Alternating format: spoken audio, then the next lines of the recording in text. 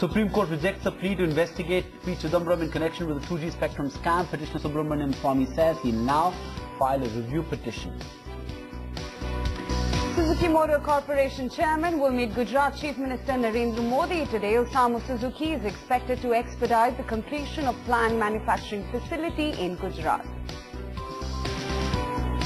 European shares opened flat as investors speculate over the likelihood of a new round of stimulus from the Federal Reserve.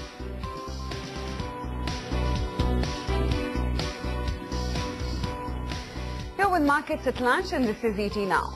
Plenty of big voices joining us on the show this afternoon. Suresh Mahadevan of UBS Securities with his view on the market and what to do with telecom stocks. The big call from Suresh Mahadevan. Also Prakash Diwan comes in with his stock ideas for the day. We've also will be getting a fundamental view from Rajneesh Kumar of Fullerton Securities and Wealth Advisors. Do a check on global equities with Christopher Rieger, head of Commerce Bank, who joins in as well on the show. Plenty of technical calls. C.K. Narayan and Sandeep Pagle will talk about the technical side of the market. Commodity trading strategies will get you from N. Prasad of Safe Trade Advisors. And on MF Corner today, we'll discuss capital protection funds with Dhirendra Kumar. Turning out to a weak day, considering the Asian cues as well weren't quite supportive. So we are now below that 5400 mark, which up until now, or rather this week, we were actually latching on to 5376 now on the index. You've got Tata Steel, JP Associates, DLF and Axis Bank and Hindalco and ICICI Bank, which are under pressure.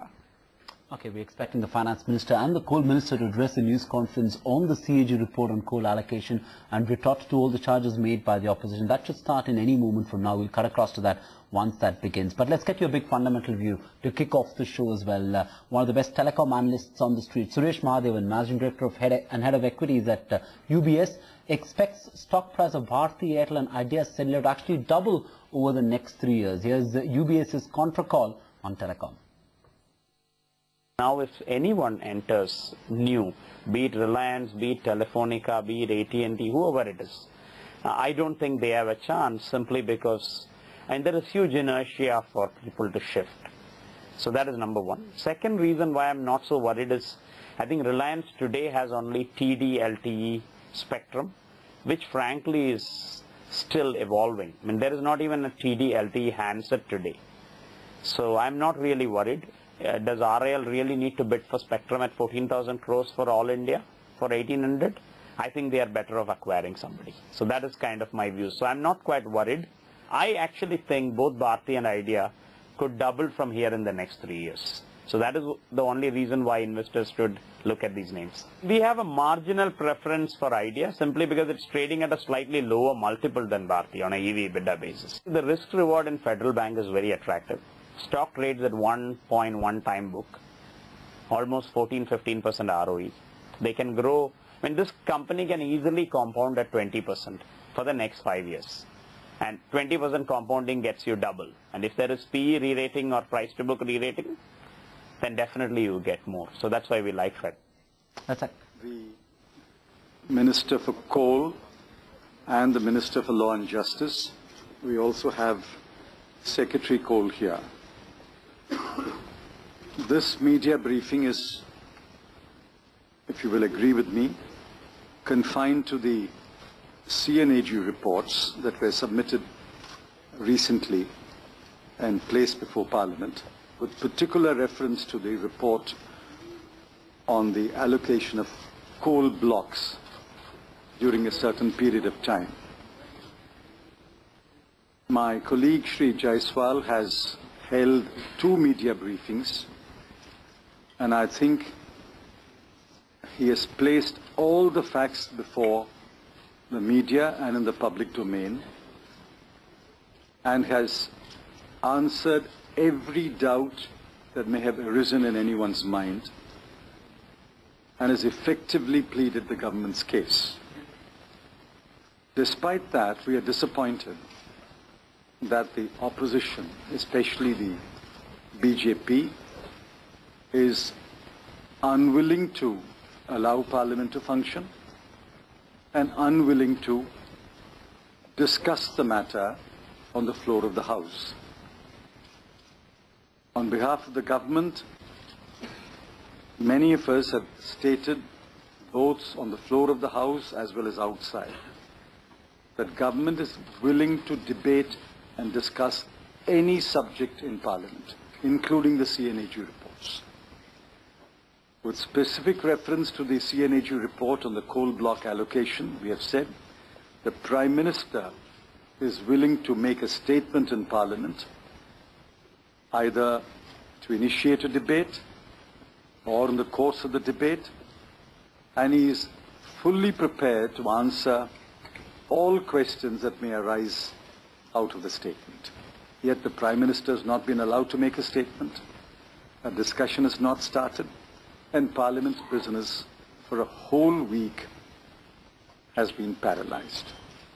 We are very disappointed with this development, and on behalf of the government, I would once again make a fervent appeal to the opposition that when Parliament meets again on Monday, we should allow Parliament to function.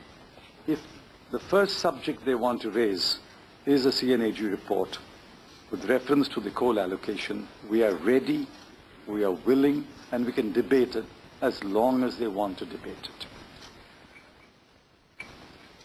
it. That's the prefatory statement. On the coal block allocation itself,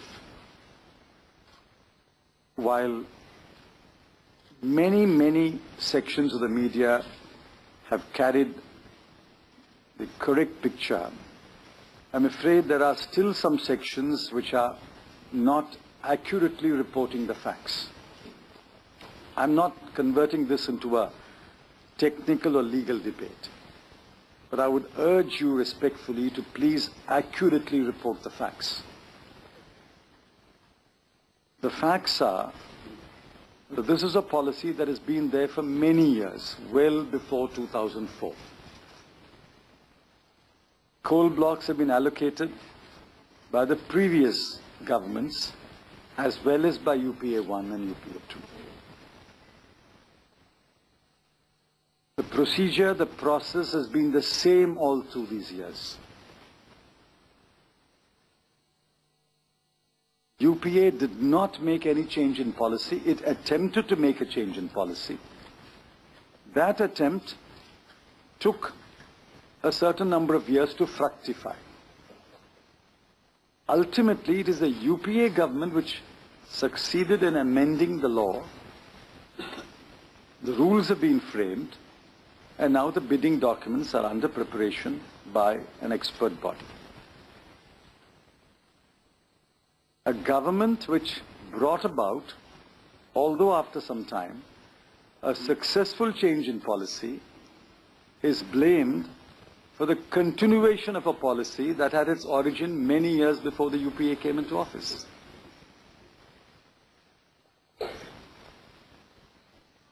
So if you did nothing, you're not to blame. If you try to bring about a change, you are to blame.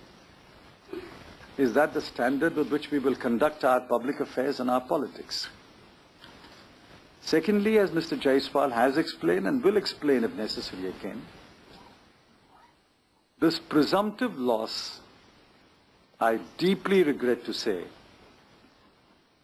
is so flawed, and so many of you have carried so many incisive articles by very eminent writers that has pointed out these flaws. If coal is not mined, if coal remains buried in Mother Earth, where is the loss? The loss can arise only if 1 ton of coal is taken out of Mother Earth and sold at some unacceptable quote-unquote price or value. But if coal is not mined, where is the loss?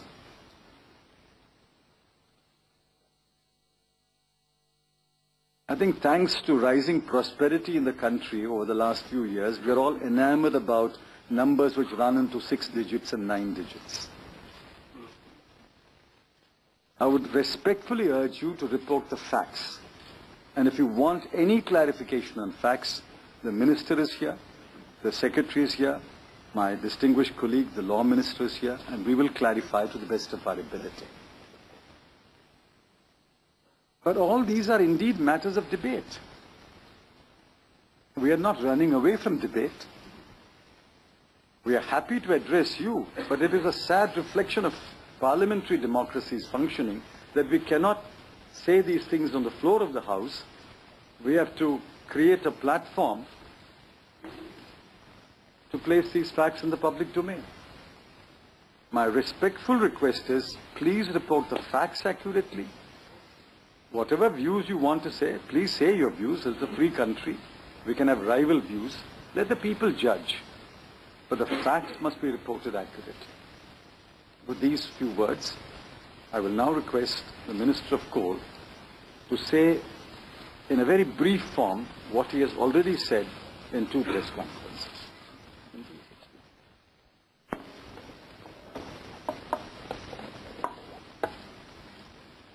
आदरणीय साथियों, finance minister के कहने के बाद मैं नहीं समझता हूं कि कुछ बचा है जो हम कहें, और जिस बात को मैंने बार बार आपके सामने प्रस्तुत किया है, अगर कुछ कहने को बचा है तो अपोजिशन को चाहिए कि हाउस को चलने दें, डिबेट करें, अपना पक्ष वो प्रस्तुत करें, गवर्नमेंट अपना पक्ष प्रस्तुत करे। कम से कम जनता को तो ये पता लगे कि वास्तव में क्या हुआ है। इस तरीके से हाउस को न चलने देना, देश के डेमोक्रेटिक प्रोसेस को रोक लेना, मैं नहीं समझता हूं, मैं तो मानता हूं कि ये एक साजिश है गवर्नमेंट को बदनाम करने की और देश के कुछ चंद निष्ठावान और ईमानदार नेताओं की छवि को टार्निश करने की। अगर वास्तव में कैग की रिपोर्ट के ऊपर कोई डिबेट करना चाहते हैं तो उन्हें चाहिए कि फ्लोर में आवें। सबसे पहले कैग की रिपोर्ट के आधार पर डिबेट करने को गवर्नमेंट तैयार है। हम इस बात के लिए भी तैयार हैं कि अगर स्पीकर चाहें तो क्वेश्चन आवर भी न चलने दें, कैग की रिपोर्ट पर पहले डिबेट होनी चाहिए। लेकिन ऐसा न करके केवल मीडिया में और हाउस के बाहर प्रधानमंत्री जी पर आरोप लगाना, जबकि प्रधानमंत्री जी हों या कोई कैबिनेट मिनिस्टर होता, उसकी जिम्मेदारी पॉलिसी की थी। पॉलिसी तो 1993 से चली आ रही है, 100% सही पॉलिसी थी, लेकिन उसको और ज्यादा पारदर्शी बनाने के लिए गवर्नमेंट ने प्रयास किया, कोशिशें की। लेकिन दुर्भाग्य तो ये है कि जिस राजनीतिक दल के नेता इसको अपोज कर रहे हैं, उन्हीं राजनीतिक दल की सरकारों ने इसका जबरदस्त विरोध किया। हमारे पास प्रमाण है जो हम पार्लियामेंट में प्रस्तुत करेंगे। राजस्थान, छत्तीसगढ़, झारखंड, उड़ीसा, इन सारी स्टेट्स ने इसको जबरदस्त विरोध किया। संघीय व्यवस्था में इतना जबरदस्त विरोध होने के बाद सरकार कैसे उस पॉलिसी को चेंज कर सकती थी, जबकि इस पॉलिसी को तो मूव किया ही था भारत सरकार ने, यूपीए 1 की सरकार ने। यूपीए 1 की सरकार ये आइडिया लेकर आई थी कि हम इसको ज्यादा ट्रांसपेरेंट बनाने के लिए बिडिंग प्रोसेस का इस्तेमाल करें। 1993 से चल रहा था, 6 साल तक एनडीए की सरकार रही, उसने तो नहीं कहा कभी बिडिंग प्रोसेस के लिए। ये तो हमारी यूपीए 1 की सरकार ने बिडिंग प्रोसेस के लिए कहा था। और इतना विरोध होने के बाद आप जानते हैं कि कोई भी गवर्नमेंट हो, स्टेट गवर्नमेंट्स के विरोध के बाद, और खास तौर से वो मिनरल्स जो उन्हीं स्टेट्स में पाए जाते हैं, कैसे पॉलिसी को चेंज कर सकती थी, कैसे बिडिंग प्रोसेस लागू कर सकती थी। लेकिन मुझे लगता है कि अपोजिशन पार्टीज अच्छी तरह से जानती हैं कि शायद वो हाउस में कहीं स्टैंड नहीं कर पाएंगी। इसीलिए इस तरह की बहस से बचने का प्रयास कर रही हैं।